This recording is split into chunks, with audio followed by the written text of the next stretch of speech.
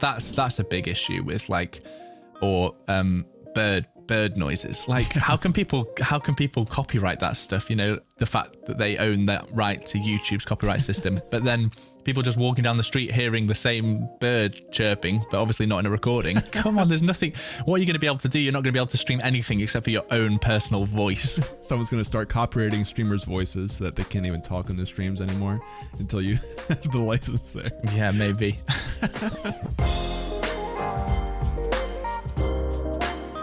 Welcome back to the Gaming Careers Podcast, the last episode in March. That has just flown by. I don't know if you feel the same way, Ben, but we've got plenty to discuss today. Some new news from Twitch, as well as Ludwig's stream is just about still going on. I think we're over 2 weeks. We've certainly covered it the last 2 weeks, so we'll get an exact day count for you. Some interesting stats from Sully Gnome as to the games that are growing and being most viewed on Twitch, as well as plenty of other questions that we're going to cover from the Twitch subreddit, as well as our own viewer questions. But firstly, let's meet our co-host, Ben. Ben, how's your last week been? It's good, man. It's been super busy and active, and some cool new stuff on streams that I've done for the first time, like doing things with TSM. That was pretty cool. And I think you had a pretty big week last week too with the new video coming out, right? Yeah, I had a new video drop and just generally doing some other Gaming Careers admins. I've like built this bot in my Discord that helps with the moderation of day-to-day tasks, because I wanted it to be like on brand, and I also wanted to keep some ability of coding, because before doing this I was a software developer, fairly new in that industry, but I wanted to keep that ticking over. So I was doing some bot work this week to make sure that my mods could ban people that had already left the server, so they couldn't just rejoin again, rather than just banning people that were already in the server. So that was a fun little day challenge. But yeah, my week's been good. Tell me a bit about your week of interviewing TSM members. What was that like? Yeah, so we actually had from the Valorant team on TSM, we had one of their members come on to the Lenovo stream and do some gameplay with myself, even though I'm not a huge Valorant player, do some public games with the community and kind of interview. We let the chat ask questions about what pro life is like and scrimming. And so it was the first time I'd done something with a pro essentially for a co-stream. It was a pretty cool experience, and TSM was in the chat, stuff like that. So pretty cool to just have that, and hopefully we can do more in the future.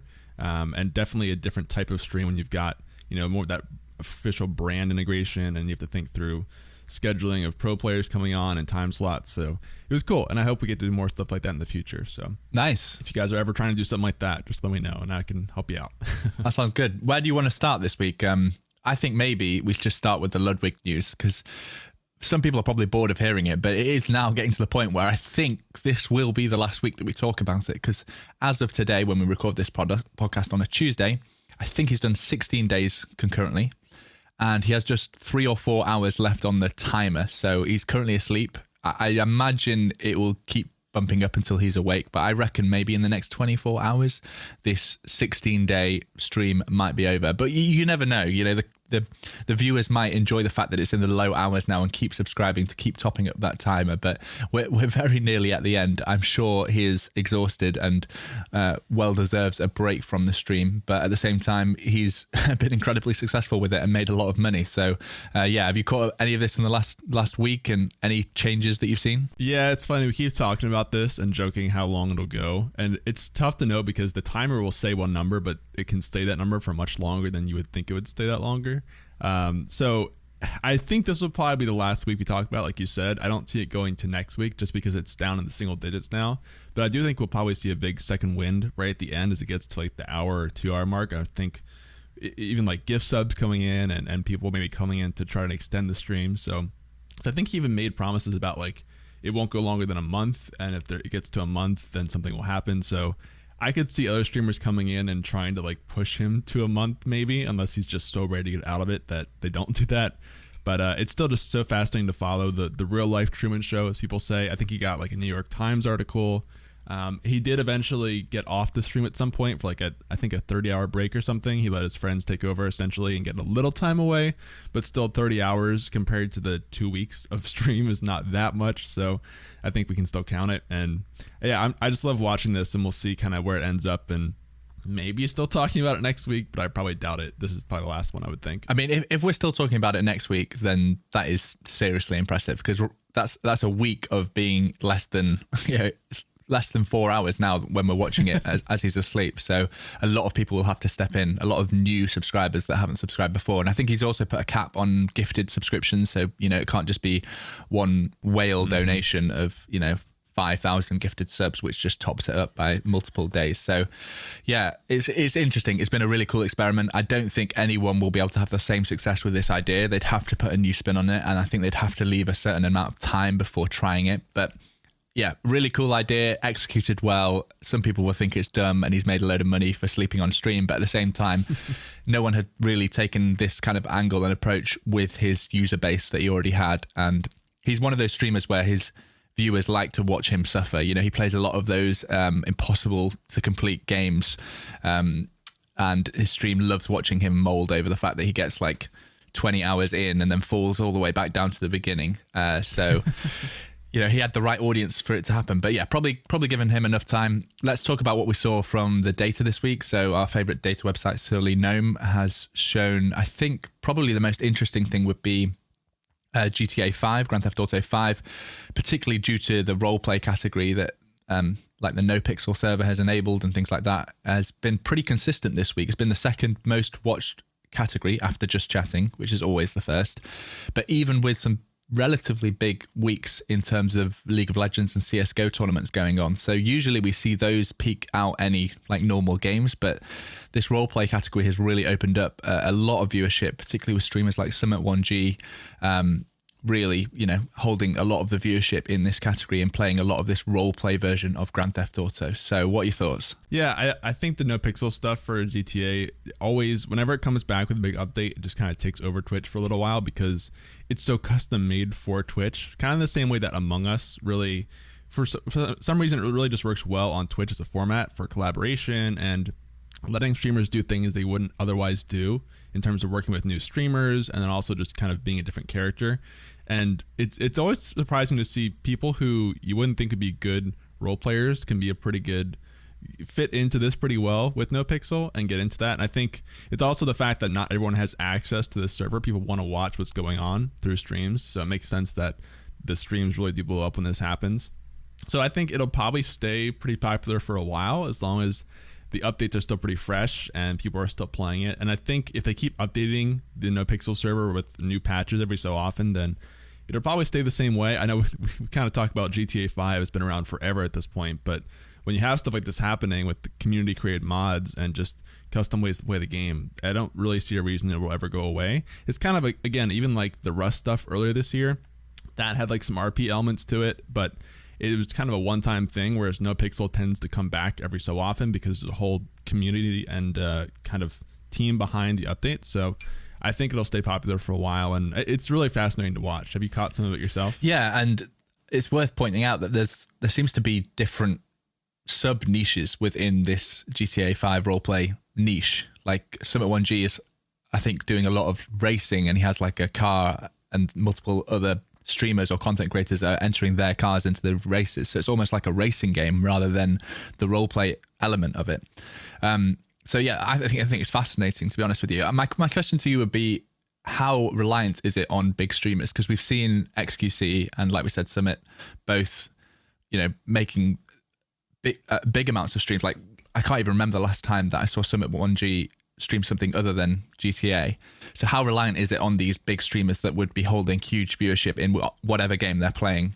Do you think it's just people wanting to watch these big streamers stream it, or do you think it's got a big user base of people playing it behind the scenes as well? I think it's a mixture of both. I think the big streamers definitely carry a lot of visibility to it when it happens. Yeah, I mean, look at XQC, for example. Some of the viewership he's getting on this stuff is definitely kind of carrying the category. You can't deny that. But there are also some streamers who really just specialize in this type of thing, especially who are really good role players, or even just in GTA 5 stuff. Like, who is I can't think of his name, the cop streamer who got really popular a couple years ago from just doing GTA 5 streams. I'm really blanking on his name. I feel bad, but there are some streamers who have just blown up because they're so good at RPing and just create very unique experience that you couldn't really get in other categories. And I think they, even we will see GTA 5 NoPixel. It'll taper off at some point this year, but I think those streamers will still stay pretty popular in the category. What I've seen with data is even though GTA falls off compared to like its all-time peak, it'll still be pretty popular in the top couple games for this reason. And I do see even some streamers, the big streamers will probably move around to other games at some point, right? But they come back to NoPixel every so often if there is an update or even if they're just kind of bored. So and again, because GTA 5 has been around for so long, I don't see that changing unless maybe there's a GTA 6 someday.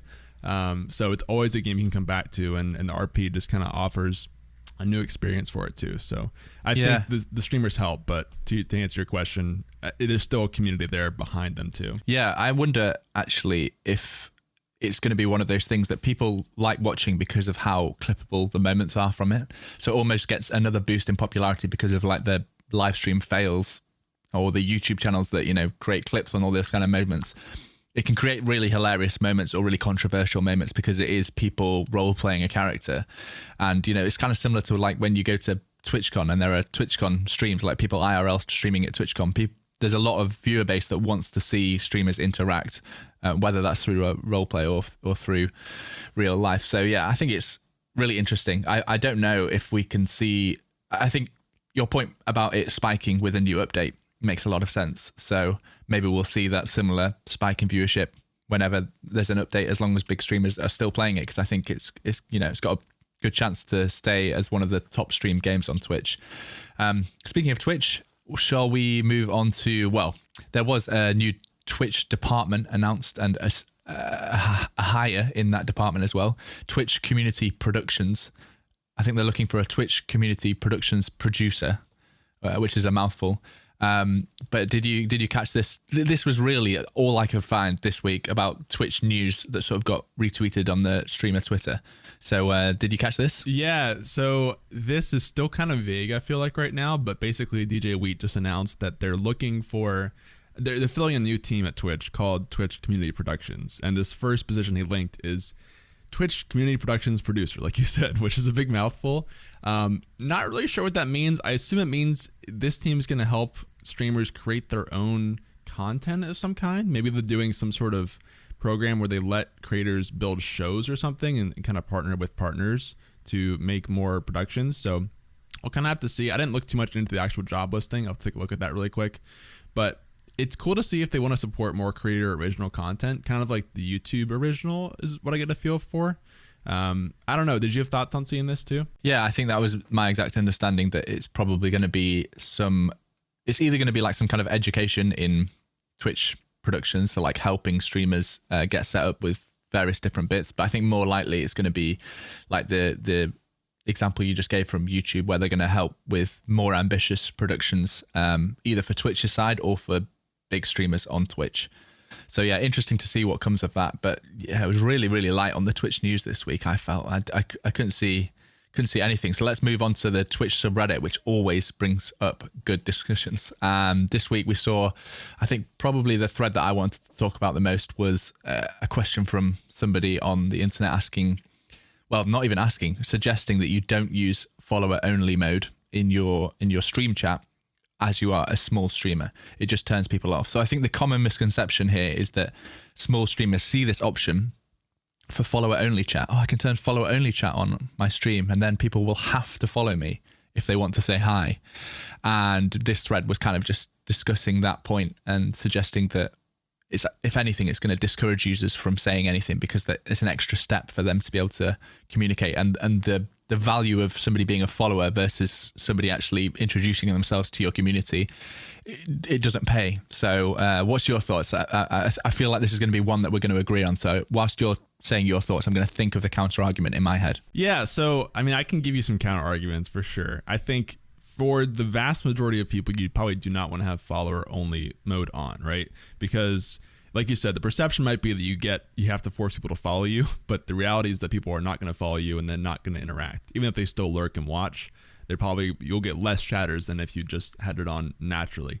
Now, there are some reasons to have it on though, or to turn it on temporarily. If, for example, you've probably seen if you stream lately, those bots that come in everybody's stream that say, hey, you want to become famous, go here and whatever, like get free views. So Follower only can probably block some of those types of bots that just go spam places because they're not going to follow you first and then post it, as far as I know, unless the coding got more complicated.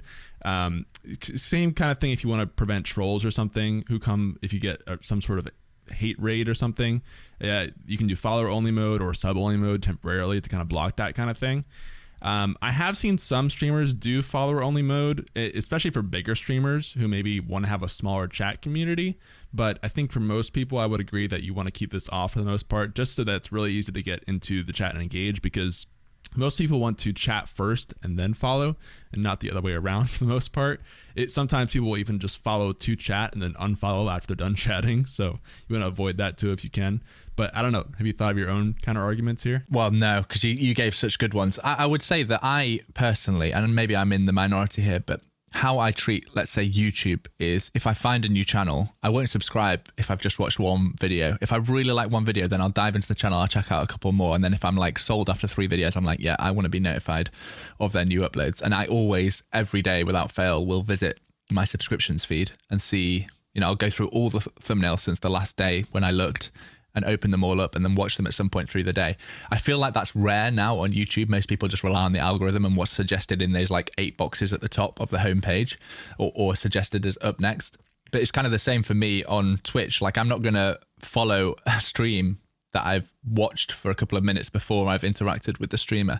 So I do think it's a blocker and an unnecessary one. But it's kind of exactly the same as sub-only mode. Like when you get further down your streaming career and you have subscriptions enabled, what's the argument for ever enabling sub-only mode on, it's another restriction to stop people from interacting with your community unless they pay up to support you. So I kind of feel the same way. These modes can really just be used to temporarily deal with situations when you're getting flooded with spam or no, there's definitely some legitimate use cases. Like I know we talked about Ludwig a lot already, but he's been playing GeoGuessr and he like plays versus his subs or something like that. So he'll guess where the random location is, and then he'll put sub only mode, and his subs can then vote in like a poll as to where they think they are and things like that. So I think it has its use cases, but in general, you want to not be using these restrictions because the ultimate goal is to build a community, whether people are following you or subscribing to you or not. So deal with trolls with bans and timeouts and just try and leave it as open as possible is what my suggestion would be. But you do a lot more streaming than I do at the moment, Ben, so maybe you have a different take. No, I think I agree. For the most part, you want to keep your chat open if you can. I think the times where you want to use follower or sub mode only are the exceptions to the rule, not the rule. Like, for example, I've actually watched a lot of Ninja lately because he's streaming League of Legends now, and he only does sub only mode because he gets so much hate in his chat all the time that he wants to make it hard for people to come in, and if they do want to add hate, then they have to sub first to do that. But again, Ninja is the very, very exception to the rule, not the general rule for most people. Same thing with Ludwig. I think it's a subathon, right? So he has sub mode on, I think, almost all the time. But for most people, that's probably not the case. So it's just a matter of if there's a really good reason to use it, then it's there for a reason and you can use that. But I think for most people, if you want to grow an audience, if you're in that new, 0 to 20 to 50, even up to like a couple hundred range viewership, I think you probably want to keep that turned off and just make it really easy for people to come in and engage. And then if they want to follow, they can. They don't have to feel obligated to do that to start chatting, that kind of thing. So good discussion, though. I know it's a common question from people, and it often confuses a lot of new streamers or viewers if they see that as something in the chat they have to do. So how's this for a transition, Ben? You're talking about making it easy for new viewers to arrive at your channel. My video this week was aiming at making it easier for anybody to watch your content, whether they are hard of hearing or from a different country, or maybe English isn't their first language. I did a video this week or last week, now that you're listening to this, talking about how you can enable Twitch's official closed captions on your live stream. And it's hard to get this point across because Twitch, I don't know when they started supporting this, but it's certainly been in the last 6 months. Twitch officially supports closed captions, which means that if you stream and provide closed captions in a separate stream, not hard-coded into your video, Twitch has a button that appears on your player that people can click, just like YouTube, a little CC button, and then the captions can appear and they can customize where it's positioned and what the colors are and how big the text is and what the font is and all those kind of things.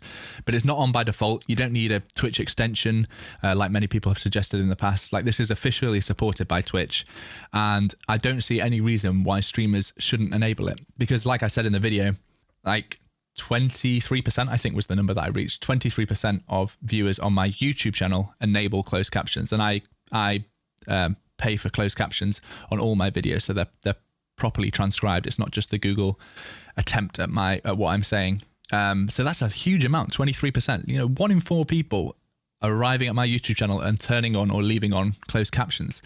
And I wouldn't have thought it was anywhere near that high. But if the audience on Twitch is similar to the audience on YouTube, then what are you losing by enabling this option and providing closed captions for your stream? You're just making it more accessible for people that, like I said at the beginning, have hard of hearing or don't speak English as their first language, or are simply in a place where they can't listen to the audio. Maybe they're on a super loud tube like we have in London, and you just want to be able to still see what the streamer is saying, and not that you can get good internet access whilst you're on the tube. So that was a bad example, but you get my point. So yeah, this was an interesting video, and I thought, trying to make streams as accessible as possible, why not teach people how to do this? And it's really at no cost. It's 5 minutes to set up, and it's very little performance impact. So yeah, did you catch the video? Any thoughts, comments? What did I miss? What should I have done better? Yeah, it was super cool. I think that number you gave of the total people who watch the captions on YouTube is pretty overwhelming. I wouldn't think it'd be quite that high, and it has to be pretty close for Twitch too, I would think, for anyone who has the option, because it's not a default thing on Twitch yet, because I didn't even know this was an option, to be honest, until you mentioned it in the video. And I've seen other extensions do this, but I didn't know it was actually built into Twitch. Plus, I think it looks like Twitch's version is way more customizable and you have a lot more control over it than extensions, because I've seen extensions do this before, but a lot of times you can't move the box and it'll like cover up the streamer, and it's like awfully yellow color. And so it's nice that they give you so many options to control it on Twitch and just toggle it off and on really easily. I honestly don't see a reason, like you said, not to turn this on if you have the option, because it's pretty easy and it's just going to help your stream essentially for people who, like you said, can't listen for some reason. Maybe they can kind of watch, but they can't hear. I have a lot of people who like work but have it muted and are just kind of lurking because they can't be listening. So I think for that reason, captioning makes a lot of sense. And if you can do it, why not, right? Like you said in the video, I think it's so basic that it's only going to help your content. So I'm definitely going to try it out if I have the chance here. I know with dual PC setups, you said it's a little more complicated, but I think it's still worth it, honestly. Yeah, and it's not going to be 23% of people on Twitch, because the reason that number is so high on YouTube, even for my audience, is because YouTube does automatically caption videos. So even if you don't provide proper captions like I do for my YouTube videos, there will still be YouTube's attempt at what you're saying, which is pretty accurate. It's like 95+% accurate. So people can enable closed captions on any video on YouTube, which you can't do right now on Twitch. It's only the people that are officially enabling like a plugin through OBS Studio, like I talk about in my video. So yeah, I hope it's a video that does well and serves purpose, because at the end of the day, like, we should be trying to make Twitch as accessible as possible, but it's going to be a slow burner video. It's not one that people instantly see and be like, oh, I've been wanting to know how to do this for ages. And like I said to you before we jumped on the call, it's difficult to get across to people in a thumbnail and a title that this is completely customizable by the viewer. They don't by any means have to enable it. It's just an option that they do have the option to enable if they want to, but it's hard to get that into a couple of words on a thumbnail or in a title. So hopefully it does well in search over time, and it makes Twitch more accessible. I actually, my tweet about the video did really well. Like, it got a lot of impressions. I think a lot of people, spoke out in the replies to that saying, I'm a person that watches your videos with closed captions and would love to see more Twitch streams supporting that. I think to your point, I know it's not going to be the same ratio on Twitch, people who watch with closed captions, because like you said, it's just on YouTube, it's got every video essentially has that option. But I think it's also because Twitch just since it hasn't had the option, there might still be the demand for that type of closed captioning that just isn't available yet. So even though people might not listen with closed captions, it doesn't mean they wouldn't want to, essentially, if they have the option. So I think it's still worth doing. And like you said, like, you can just turn it off if you don't want it. It's very unintrusive, and if you don't want it there, then it's gone. Versus like an extension, or sometimes if it's directly into the streaming software, there's no way to turn it off. And I don't think that's a great experience for people who don't want to have captions. So it just seems like a no-brainer to me. There are so many other advantages as well. Like, it still works in your VODs after you finish streaming. It works on iOS and Android, as well as the Twitch website. And like, when you're using one of these extensions, you often have to have a website open, and Chrome is just a resource hog. So like, it was just the perfect solution. It's way better for the viewer and it's way better for the streamer, and like it's naturally supported by Twitch. So I wanted to get out there. Yeah, like I said, hopefully the video does well, but the real purpose was just to get the word out about that. What do you want to cover next? You caught something from Ryan Higa this week. You want to talk about that? It was a pretty hilarious clip.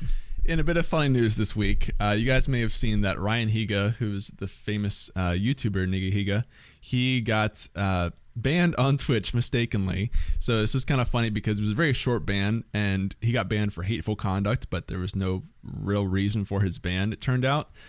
He got very quickly unbanned because Valkyrie and a couple others tweeted out at Twitch and told Twitch to unban him very quickly, which they did.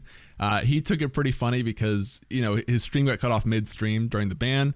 Then it came on the next day and did a big apology stream. Guys, I'm very sorry. I didn't mean to. I'll never do it again. Just reading off the laundry list of things you have to say after a ban. It was very facetious and very funny. There was a little bit of criticism that I saw that was an interesting point. That was, since this happened sort of mistakenly on Twitch's side, he basically got unbanned because there was so much attention from other friends who were calling out Twitch, and because he is a pretty popular figure himself.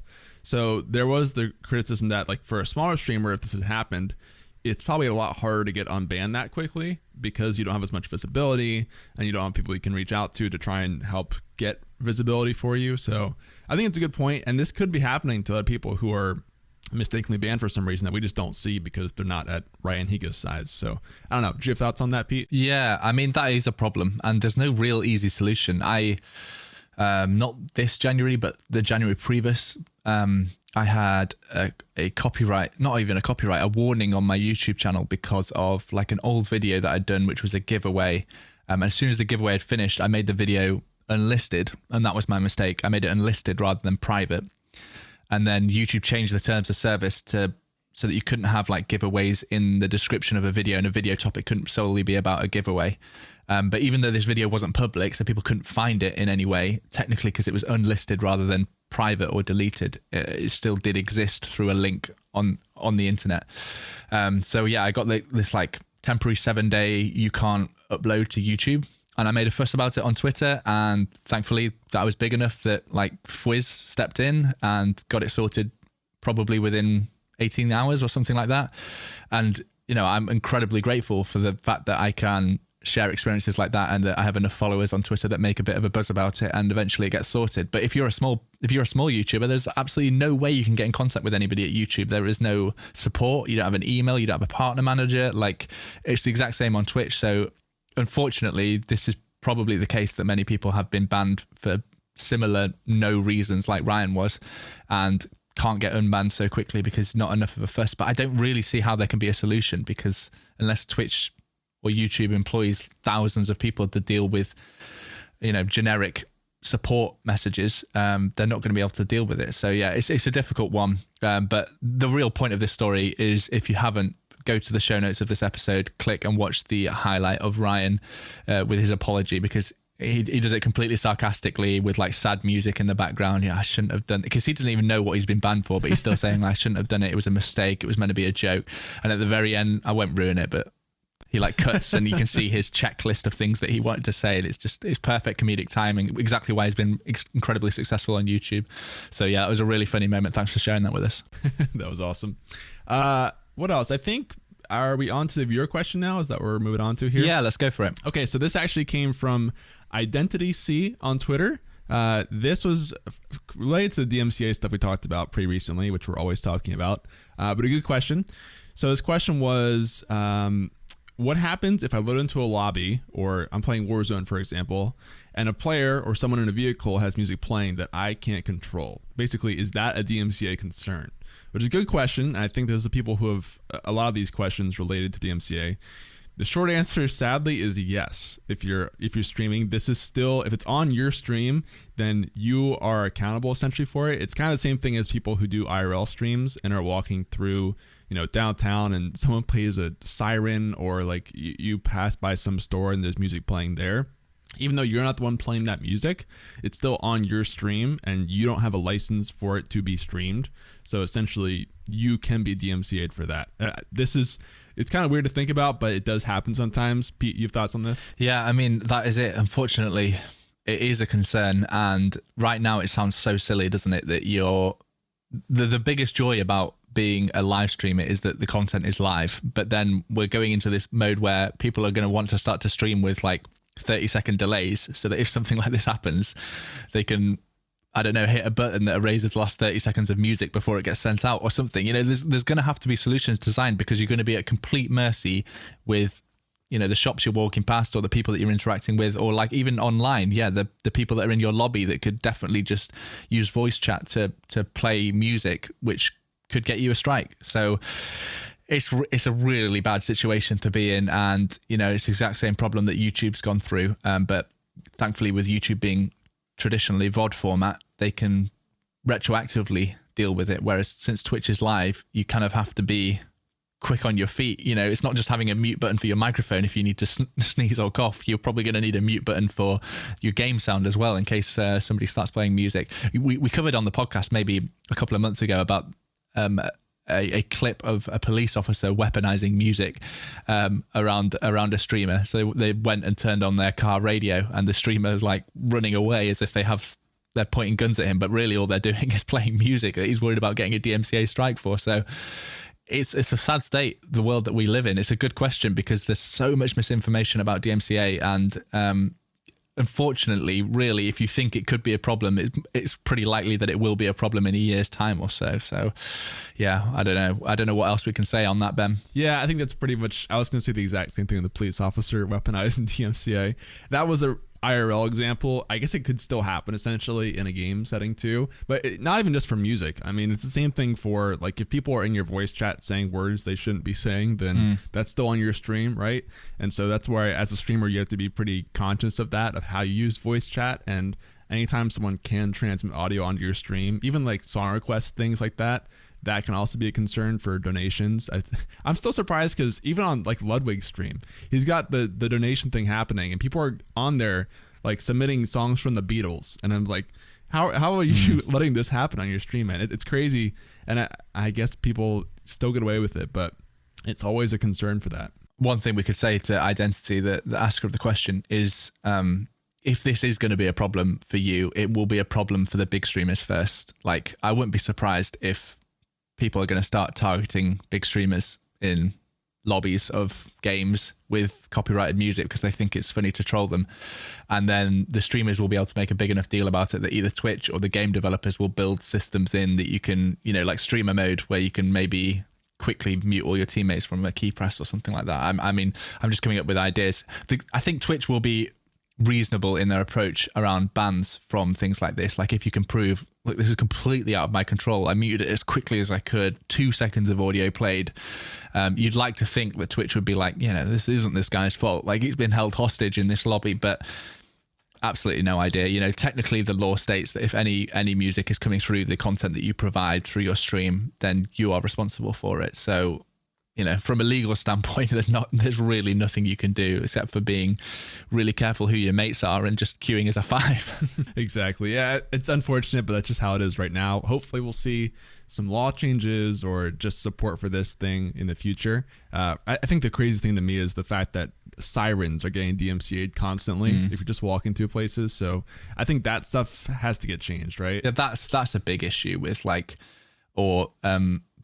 bird noises. Like, how can people copyright that stuff? You know, I understand that people have probably recorded those sound effects and sold them and then uploaded the fact that they own that right to YouTube's copyright system. But then people just walking down the street hearing the same bird chirping, but obviously not in a recording, like that stuff, the whole sound effects thing, I think is crazy difficult. You know, tires screeching. I've seen crowd noise. Like, come on. There's nothing. What are you going to be able to do? You're not going to be able to stream anything except for your own personal voice, because that is something that you control. Anything else could be copyrighted in the world. Someone's going to start copywriting streamers' voices so that they can't even talk on their streams anymore until you have the license there. Yeah, maybe. Anyway, that was a great question, identity. So thank you for that. I think it's a great discussion for people who are new and have this happen in the future. So just so you guys know, it is technically a DMCA concern. I think that's pretty much everything we have for this week, right, Pete? Yeah, I think that's it. So thanks again for the viewer question. Always gets us discussing more than we think it will. And we'll catch you guys next week. For those following with the updates of the live stream podcast, when are we going to launch that? We are getting closer. We're at the point now where I'm working on some designs for different scenes, because we obviously need scenes with both me and Ben, but also one of the advantages of live streaming this podcast is that we can pull up these bits that we're talking about in a bit of a screen share and discuss things with people that are watching live and, take comments and things like that. So this is a bit of work still to happen. Not sure if it'll be next week or the week after, but we are still working on it. Thanks again for the question from Identity C. And yeah, we'll catch you in the next episode. Peace. See you guys.